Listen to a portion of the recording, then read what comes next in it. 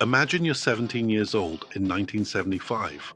You're working at a burger joint, making minimum wage, watching your future dissolve into a fog of grease and regret. Every song on the radio sounds like it's been engineered by a committee to make you feel absolutely nothing. And then, somewhere between flipping a patty and scrubbing a grill, you hear it. One, two, three, four. Three chords, 47 seconds. A voice that sounds like it's being choked through a megaphone. And suddenly, you realize everything you've been told about music, about society, about what it means to be a functioning human being, that's all a lie. You can make your own music. You can say F you to the system. You can scream. That moment, that specific, visceral, life-altering moment, is punk rock. And today, we're going to explore what exactly that means, where it came from, why it mattered, how it changed the world, and why, today, it's more relevant than ever. This is What is Punk Rock? Let's dive in. Origins. To understand punk rock, you need to understand what it was reacting against. And honestly, it was reacting against just about everything in the mid-1970s. By the early to mid-70s, rock and roll had become bloated. Prog rock was king. Bands were releasing 12-minute songs about fantasy novels. Rock stars were living in mansions, doing lines of cocaine, and forgetting that they were supposed to represent something other than excess. The whole thing had become a bloated, self-important beast. Enter the proto-punks. Now here's where it gets interesting, because there's always this debate about who was first. You've got the New York Dolls, glam rockers from Manhattan, who dressed in women's clothing and played Chuck Berry covers with a swagger that made everyone uncomfortable. You've got the Stooges from Michigan, led by a guy named Iggy Pop, who literally used broken glass as a microphone and once had to be hospitalized after rolling in enough pyro to set the stage on fire. You've also got MC5 out of Detroit, actual revolutionaries who were explicitly political and wanted to burn the whole thing down. But here's the thing. None of these bands were punk rock yet. They were just rock bands who were too loud, too fast, and too dangerous for mainstream radio. Then came 1975, and everything changed. There's a club in New York City called CBGB. It stands for Country Bluegrass Blues, which is hilarious because absolutely no one who played there was playing country, bluegrass, or blues.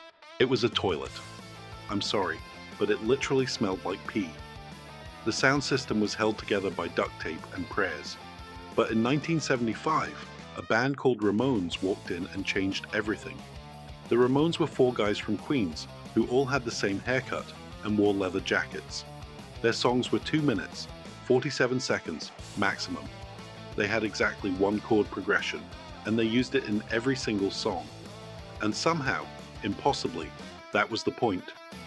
1, 2, 3, 4. 22 songs in a set. No encore because they didn't have enough songs for an encore.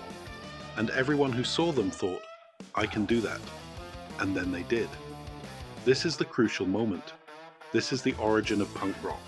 Not a sound, but a realization. If the Ramones could do it, anyone could do it. You didn't need to be a virtuoso. You didn't need to go to music school. You didn't need anyone's permission. Across the Atlantic, something similar was happening in London. In London, a kid named John Lydon walked into a club called the 100 Club in 1975 with a band called the Sex Pistols. Now, John Lydon was not what you'd call traditionally photogenic. He had green hair, braces on his teeth, and an expression that suggested he'd just smelled something terrible, which honestly, he probably had, because London in 1975 was not a pleasant place. The Sex Pistols had one single, Anarchy in the UK. The BBC banned it. The BBC banned an anthem about anarchy. That's how you know you're onto something. Antichrist, Antichrist. The song opens with a guitar riff that sounds like someone tuning a radio, then launches into what is essentially a 3-minute tantrum about the failure of British society. And it became legendary. It became a calling card. It became proof that you could take the worst parts of being young in the 1970s the unemployment, the hopelessness, the sense that the system had failed you, and turn it into art. So here's your origin story. Punk rock was born in two cities simultaneously, in the mid-1970s, as a reaction against bloated rock and roll, and a society that had nothing to offer young people. It was about simplicity, about immediacy, about the radical idea that you didn't need permission to make music.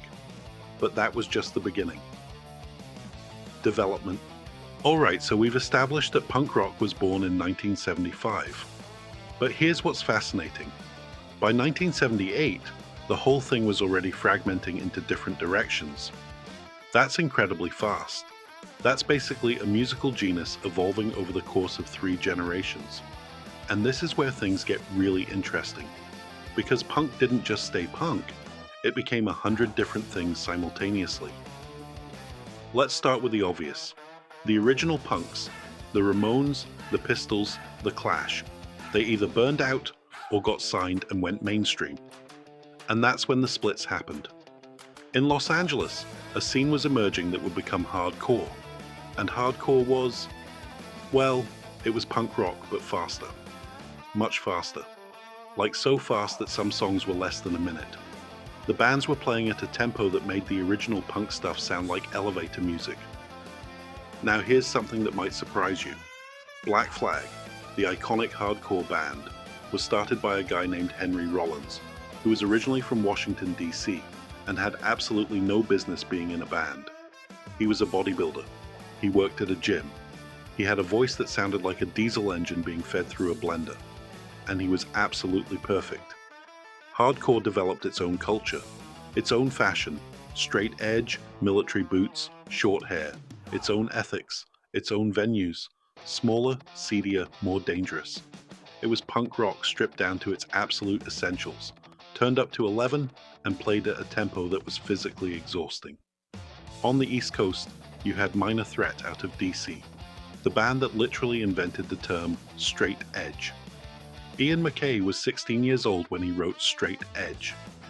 16.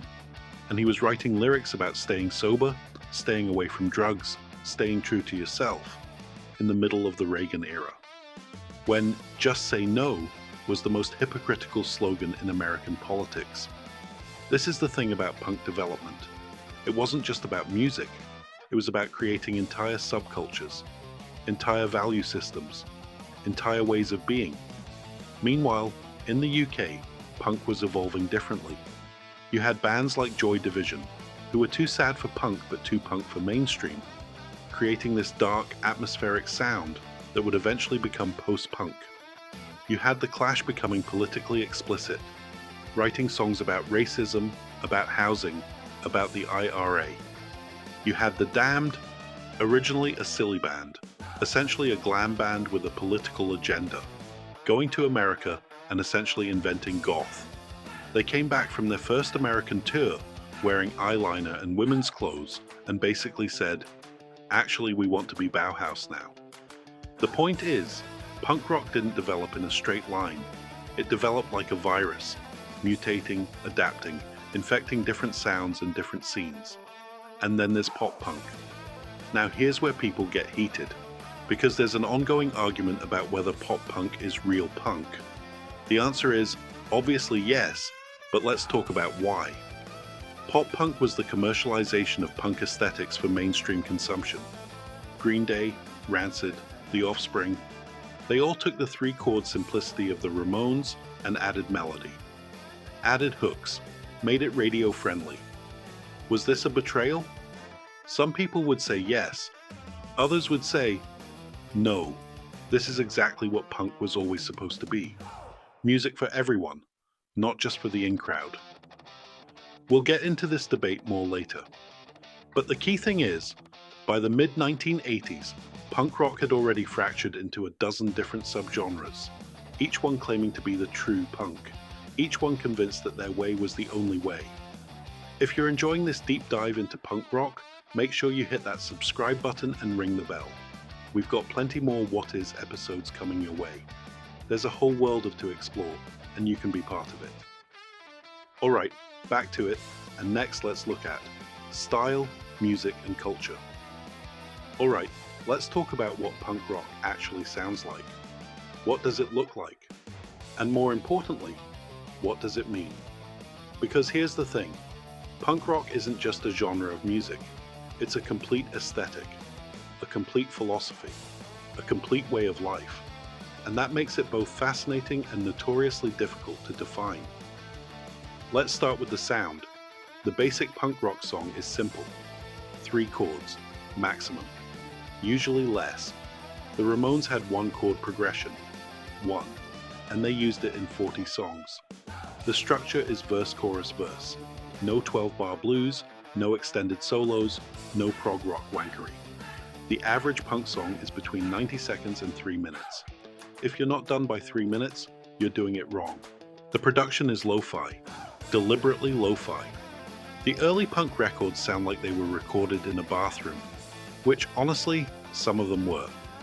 The point was, you didn't need a studio. You didn't need expensive equipment. You could record in your garage. You could record in a basement. You could record in a warehouse.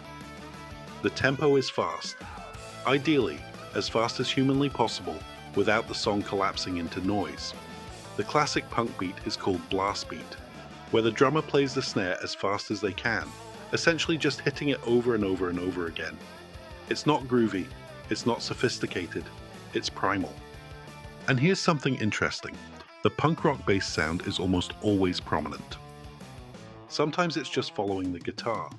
Sometimes it's doing something weird and melodic, but it's always there. It's part of the backbone. Now let's talk about how punk rock looks. Because, and this is important, punk has always been about visual rebellion. The classic punk look is leather jacket, jeans, boots, safety pins holding things together, spiky hair, mohawks if you're really committed. But here's what's fascinating. Punk fashion was never about looking good. It was about looking dangerous. It was about scaring your parents. It was about making a statement that said, I don't respect your values. I don't respect your rules. I don't respect your society.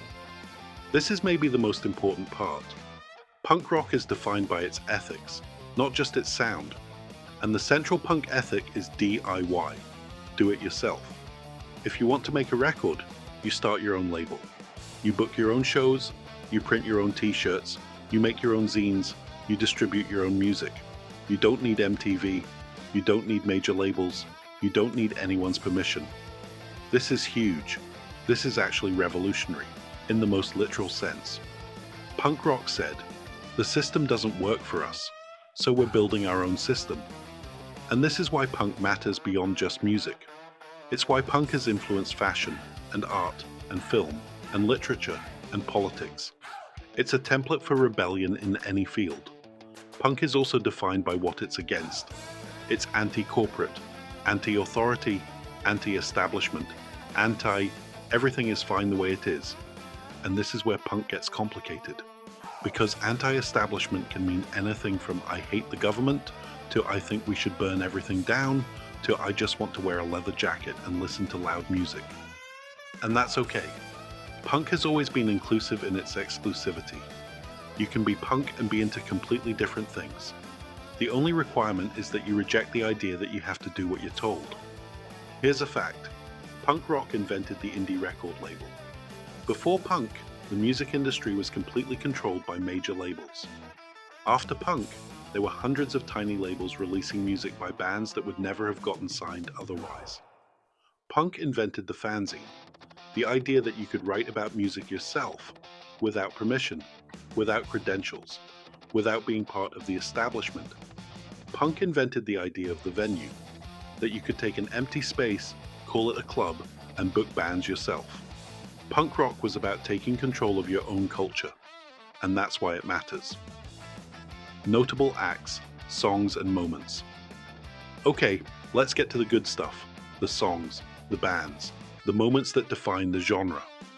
Now here's the thing, I could talk about punk rock for hours, and I have been known to, but if I had to pick the essential moments, the essential songs, the essential acts, here's where I'd start. Let's start with the song that started everything, Blitzkrieg Bop by the Ramones, released in 1976. 1 minute and 47 seconds. 22 words in the entire song, more or less. Hey, ho, let's go is essentially the entire lyrical content, and it's the most influential song in rock and roll history. I'm not exaggerating. Every pop-punk song, every melodic hardcore song, everything that came after, it's all built on blitzkrieg bop. The reason it matters, it's the proof of concept. It's the demonstration that you don't need to be a virtuoso. You don't need complicated chords, you don't need expensive equipment, you just need 3 chords and something to say. Now let's talk about the song that terrified the establishment. Anarchy in the UK by the Sex Pistols. This song was banned by the BBC. It was banned by most radio stations. It was considered so dangerous that it couldn't be played in public without risking legal consequences. And here's the funny thing. The song is actually kind of a mess. It's out of tune in places. Johnny Rotten can't hold a note to save his life. The production is chaotic. But that's the point. That's exactly the point. It's supposed to sound like a breakdown of civilization. It's supposed to sound like something is going wrong. It's supposed to make you uncomfortable. This is punk rock as assault. This is punk rock as political statement. This is punk rock saying, we are not going to play by your rules. Now let's talk about the song that proved punk could be art, London Calling by The Clash. This is 4 minutes and 39 seconds. That's basically an epic in punk terms. It's got a bass solo, it's got a guitar solo, it's got lyrics about nuclear war, about racism, about the state of British society. And it's universally considered one of the greatest songs in rock and roll history. Not just punk rock and roll history. The reason it matters, it proved that punk could have depth. It proved that you could be political without being stupid. It proved that punk could be ambitious. Let's talk about the song that started American hardcore. Nervous Breakdown by Black Flag. 1 minute and 39 seconds. The entire thing is basically a scream. It's about anxiety. It's about feeling trapped. It's about the specific terrible feeling of being young and being overwhelmed by the world. And it changed everything. Within a year of this song being released, there was a whole underground hardcore scene in Los Angeles. There were dozens of bands. There were hundreds of shows. There were thousands of kids who had somewhere to go. This is what punk does. It gives people a place. Now let's talk about the moment punk went mainstream. Dookie by Green Day. Released in 1994. It sold over 10 million copies. It produced 4 singles. It launched Green Day into becoming one of the biggest rock bands in the world. And here's the thing. People still argue about whether this was a good thing or a bad thing. Did punk sell out? Did punk become what it was fighting against? Did it lose its edge? The answer is complicated. The truth is, Dookie brought punk to a whole new audience. It made punk accessible. It made it okay to like punk without being an outsider. And honestly, that's what punk was always supposed to do. The Ramones wanted to be on the radio. The Clash wanted to be famous. Punk was never supposed to be an exclusive club. Let's talk about a moment that didn't involve a specific song, the 1976 Summer of Sonics. This was when 3 bands, the Ramones, the Sex Pistols, and the Damned, all played the same club in London within the space of a few months. It was the moment when punk rock became a scene. It was the moment when separate bands in separate cities realized they were all part of the same thing. This is historically significant because it proves punk wasn't manufactured. It wasn't a record company invention. It was a grassroots movement that happened simultaneously in multiple places. Let's end with a moment that's both hilarious and perfectly punk. The Sex Pistols boat trip on the Thames in 1977. The Sex Pistols were hired to play a boat party to celebrate Queen Elizabeth's Silver Jubilee. They showed up late.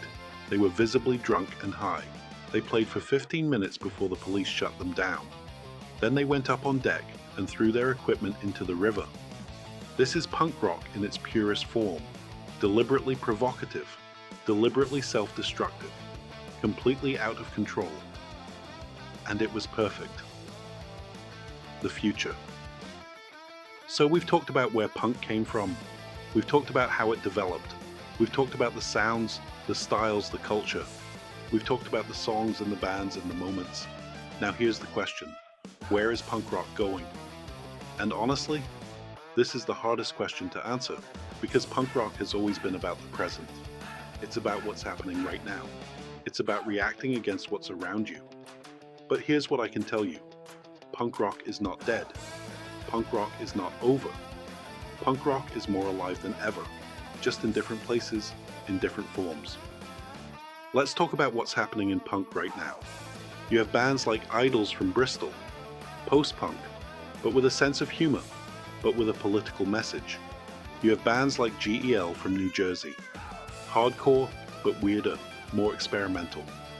You have bands like Squid, art rock, but with the DIY ethos, with the anti-establishment values. The point is, punk has never been about a specific sound. It's about a specific attitude, and that attitude is more relevant than ever today.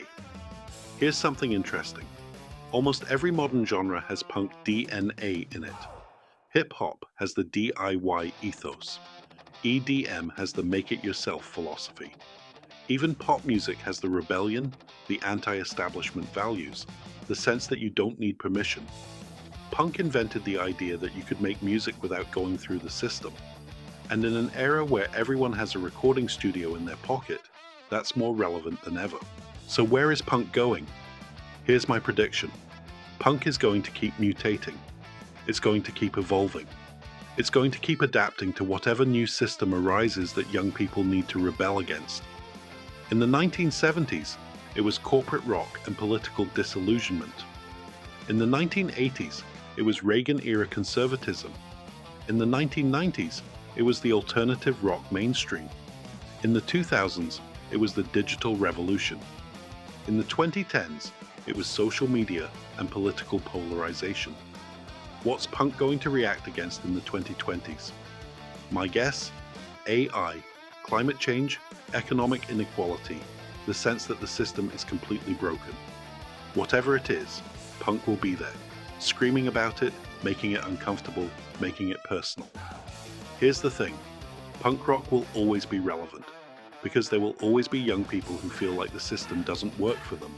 There will always be people who feel alienated, marginalized, ignored. There will always be people who want to scream. And that's what punk offers. A voice, a community, a way to say, I'm here, I'm angry, I'm not going away. That's the future of punk. It's not a genre, it's not a fashion, it's not a decade, it's an attitude that will never go out of style. So what is punk rock? Punk rock is the realization that you can do it yourself. It's the radical idea that you don't need permission. It's the belief that your voice matters, that your art matters, that your anger is valid. It's 4 chords and a scream. It's a leather jacket and a safety pin. It's a basement show in a warehouse. It's a kid in their bedroom making a record on a 4-track. It's the most important movement in rock and roll history. And it's not over.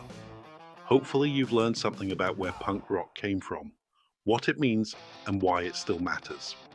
If you enjoyed this deep dive, make sure to subscribe to What Is and hit that notification bell so you don't miss our next video. Now before we go, here's your bonus fact. Did you know that the most streamed punk song on Spotify is actually American Idiot by Green Day? It has over 2 billion streams. That's more than every Ramones song combined, more than every Sex Pistols song combined, more than almost any classic punk track you can think of. And honestly, that's kinda perfect. Because punk was always about reaching as many people as possible. It was about saying, you don't need to be part of the in crowd. You don't need permission. You can do this too. 2 billion streams. That's the sound of a kid in their bedroom, screaming into a guitar, saying, I matter. That's punk rock.